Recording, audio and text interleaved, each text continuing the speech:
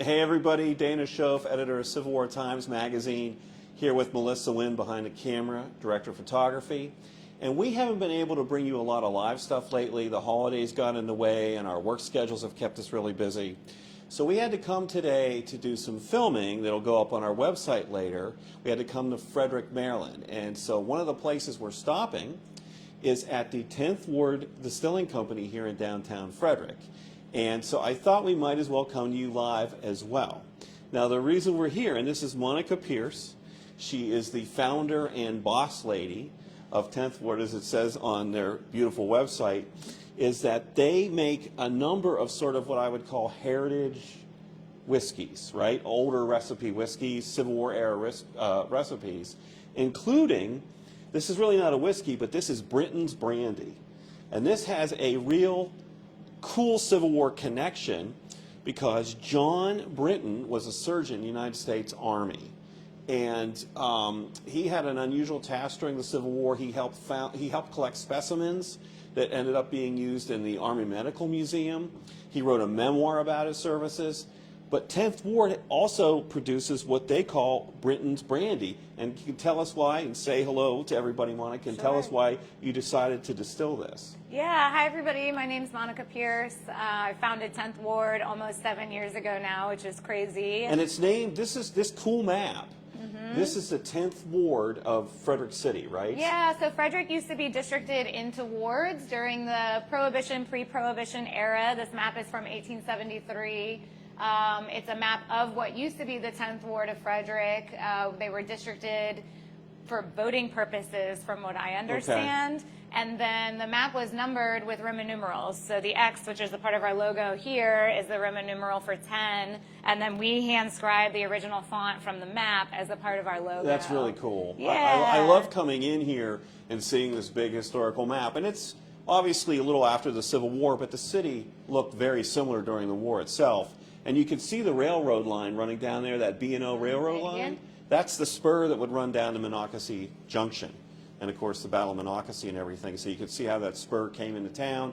Lincoln would have come in on that spur when he visited the town during the conflict. So tell us how you found out about John Brinton and the brandy and the connection here. Yeah, of course. So our slogan is ward off ordinary. So we like to do traditional styles of spirits with an unconventional spin to them to make them a little more fun.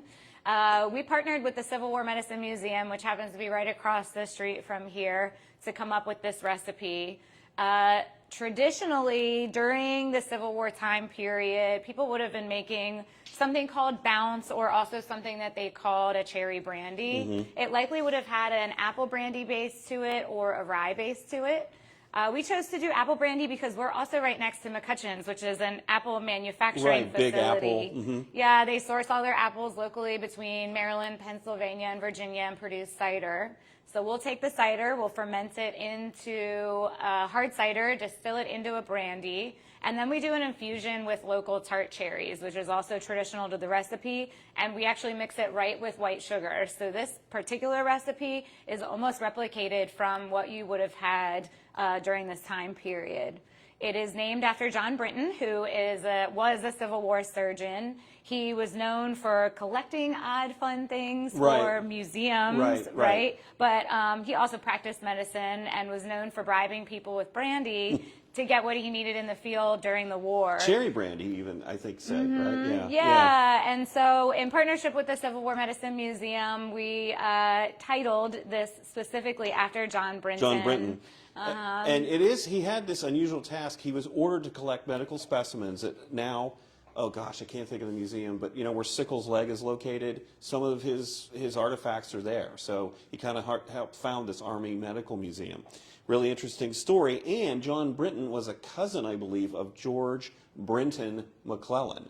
So he was related to the famous general. So you want to try a little bit? Yeah, I do. I bought a bottle of this in 2018, and I still have it. Well, I brought it in here today, but they have some more. I never opened it because I just think the label's so cool. And I've got the original one if you want to see the original label. Yeah, that'd be great. Sure. So they don't distill this all the time. It's available, I guess you said this time of year, you make it available in February. We release it every February because it's also got that beautiful red color and it's the perfect Valentine gift. So we kind of put it in season, especially during a slower time of the year. But this is what the original label. The first label used to look like, and we hand stamped and hand wrote Civil on War it. Medicine Series, you can see right there. Yeah, that's cool. That's the label I have. And if you see this, he's holding a little scalpel. Yeah, so we've now transitioned our labels to have what we call the weirdos, which will have like a literal image of, you know, what we make on it. For example, that's a juniper head on the gin, which is a juniper-based botanical. So that's where we ended up going with our branding eventually. Yeah, that's cool. Yeah. So I'm a beer wine guy. I don't drink. Do you want me to walk you through how to taste the spirit? Yeah, exactly. Okay. First, you're going to start off by smelling it. Nosing it is what we call it. This is a lot fancier than I normally go, right? And it's going to smell like cherry pie or cherry juice. It sounds like cherry turnovers. And most people don't have as sophisticated of a palate with scent than you do with your tongue. So you can probably get some higher level tasting notes or nosing notes. Okay. And then I always recommend you take a first sip and then a second sip before you really taste it. Because when you're drinking spirits, it's going to shock your palate for the first time, no matter how smooth it is. Okay. So let's go ahead and first just take a small sip. Take a small sip. Still delicious. Yeah. And then with your second sip, you're going to want to roll it around on your tongue, maybe chew it a little bit. Okay, this is work. And then you'll start to get those notes on the back of your palate. I get the fantastic tartness from the cherry. There's some citrus notes from the apple brandy. The apple comes through. Yep. It's slightly sweet, but just enough, not overly sweet. And just wow, that's really good. That's really good. Yeah, and we recommend a couple of fun cocktails with this. We actually like to make old fashions with it, and even though it's not technically a whiskey. It's very tasty. It really is. And I mean, like I said, I don't drink a lot of distilled stuff, but this is dangerously tasty. And we get a big following from it, so customers will line up the door. And this is the kind of stuff too that, you know, Army hospitals would dispense alcohol as medicine. And we have an article coming out, and it talks about how alcohol was a problem in the armies on both sides, obviously, but at the same time, the hospitals are dispensing it as a medicine, and there's this contradiction that kind of, you know, works against itself in the armies. And I think in small measure you can see how this could be even some, you know, medicinal. You know? Yeah, and I will say, though, it probably didn't taste as good back then. Yeah. Especially because a lot of guys might have been making it in their backyard. Right, no, but that's very good. It would have been used for that, and even things like, you know, just the straight alcohol, cleaning things and disinfecting them was also just a new practice around that time. We started out with the same amount, but there's less Drank in my a little glass. bit more. Do I need to catch up? So let's walk down here real quick and give a shot. This is a cool place. If you're in Frederick, come down here. And I love when sort of, you know, history kind of collides with, you know, things like this to connect the periods. You could actually taste history. You know, it's like a living history in a sense. And Monica and her crew here at 10th Ward also distill. There's Brinton's again. But you can see there's a Maryland rye whiskey, which is based on a period recipe. And you said that Maryland was, actually, you know, you mentioned it. There were a lot of distilleries here in Frederick County, I think on the top of my head. Yeah. So it was distilled here before it was distilled in Kentucky. Bourbon was actually distilled, yeah. So Kentucky is known for the Bourbon Trail, and bourbon was actually, I think Maryland was one of the first states to make bourbon. And then rye was very prominent because it was grown for feed around this area because the terrain was good for it. And then rye whiskey became a thing. Maryland ryes are known to be a lot more sweeter in flavor. So we actually have a Maryland rye that's made from 100% malted rye. And that's going to give it a nice, almost more of a, not a dessert taste, but like a sweeter, maltier flavor to it. And you have some smoked bourbon here. Yeah, do you want to try the bourbon? Sure. For work, right? Yeah, this is for work. And just as a reminder, we're in what is called our cocktail lab here in Frederick. So this is where we do spirit tastings. We make cocktails. You can see all of our beautiful garnishes right here. Oh, yeah. It's got, you know, a cool you know, 19th century feel in here, and Thank you get this you. really, you know, inviting shelving behind it. Shows you all their product. They've won a number of medals and everything. But again, I love it just because it's a connection of history with sort of a modern foodie thing, you know? Thank you. So let's check this. What are we trying here? Sure. This is our smoked bourbon. Okay. So our corn is grown and smoked here in Maryland, along with the rye. Okay. They're both grown and processed here in the state. Right. And by the way, during the Civil War, this stuff was sort of your primary alcohol, like the whiskey, because beer was popular, but it could go stale. This stuff could be distilled and keep forever. Last forever. And just get better. So, you know, really at the time, the harder liquors like this are sort of more prominent than beer is today. So, you know, you read a lot of soldiers talking about rye whiskey and bourbon and things. Yeah, so, yeah, okay. And So the fun thing about this one and what twist we put on it is that our farmer actually smokes the corn, which is the base Wow. of this. So I like to say it's kind of like a bourbon for Scotch drinkers. Oh, wow. And it'll smell like a barbecue on the Yeah, nose it almost. smells smoky, yeah. Note Right. this is higher in ABV than the Britain's brandy, so you probably want to well, start with that how much first alcohol per volume is Britain's? taste. I'd have to tell you without saying it wrong. It's 80 proof and 40% ABV, and Okay. our whiskeys are always 90 proof Okay, and 45%. so this is quite a bit higher. Okay. Yeah. So you go do the ahead same and- little shock your Yeah, you thing? take a little sip first.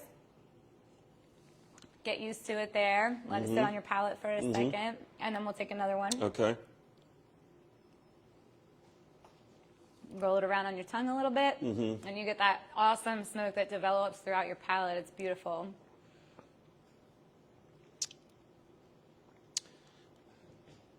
I don't, well, I might have to get a bottle of that, but I don't drink distilled stuff, but that was really smooth and smoky, and yet there's a little bite.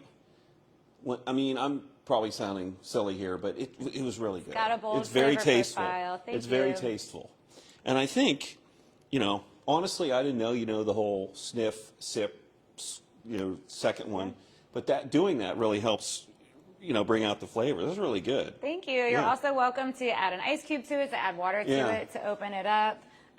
The bourbon we carry year-round, and then the Maryland rye we're not tasting because they pulled this just from the barrel today for Okay. today's video. But this will be releasing on the 28th of January of Oh, this okay. month. Well, cool. So this will be our first batch of Maryland rye. We wanted to work on bringing the heritage back to the state and promoting it so we can become our own Kentucky bourbon I think it's trail. really tasty. And then we'll go pretty quickly, but you have something with absinthe, which is super 19th century here. Yeah, we And make like Edgar Maryland's Allan first and Poe, only absinthe. Yeah. Oh, don't look at that label. It's got juice running down it. What is absinthe made from? Absinthe is made from what we call the holy trinity of absinthe, which is wormwood, anise, and fennel. Yeah. And so it has some nice licorice notes to Okay. it. It's got an herbal profile, and we serve it traditionally here with the absinthe fountain, ice, and Yeah. water. And you can either have it that way in a cocktail, whatever you prefer. Someone's tapping to get in. I think. Yeah. So this is good. again, you know, like 19th century poets. You hear about them hanging out in New Orleans drinking this stuff. Yeah, there are a lot of myths associated with it that we have to debunk because there's a lot of propaganda around absinthe, Yeah. either making you hallucinate Right, or go okay. crazy. Really, it's just traditionally a high ABV spirit. This is 140 proof. You just drink a couple and you're. And so, or that's why you dilute it with water. You drink a little Right. less than you normally would. Okay. But really, that's all it is. Okay. Yeah. Well, thank you so much, Monica. Somebody does want to know if you can order online. Yeah, I was going to ask if there were any questions or anything. Yes, absolutely. Right now, a number of our spirits are available for shipping online to Maryland, D.C., and Nebraska. You can also come into our shop here in Frederick to pick them up. There are some items that aren't listed currently that you have to only pick up here, or you might find it at one of our farmers markets or liquor stores, which are listed on our website. What's the website address? www.tenthwarddistilling.com. www.tenthwarddistilling.com, and you spell out 10th, right? Yep, correct. Okay. Tenth. So again, this is a nice place, and you know this is a little different for us for you know, a live venue. But this, if we could walk back down to the brandy here, Sure. You know, this is a straight up Civil War connection here with Britain's brandy and these recipes of the era, and you know, also the ryes and the bourbons that they make. You know, to me, it's just another way to taste history and to taste the Civil War era, and I think it's really cool. I also love the fact that this is a small company that's been around 7 years, you said? Yep, it'll be 7 years. And has succeeded very well. Their distillery is located here within the boundaries of Frederick, and we might try to get there later. I'm not sure if we can, but if we don't do it now, we'll do it some other time. So, is there anyone on that wants to say hi, Melissa, or any other questions? Yeah, we've got several people, a lot of people on actually. Amber, you're going to have to repeat these. I'm sorry. Remember? Yeah, sure. Yeah. Gwen Wettenbach is. Gwen Wettenbach, hi. Bill Thomas. Bill Thomas, hey, thanks. Dale Kuhn. Dale? Kuhn. Okay, Dale Kuhn. Christopher Yowell. Chris Yao, okay.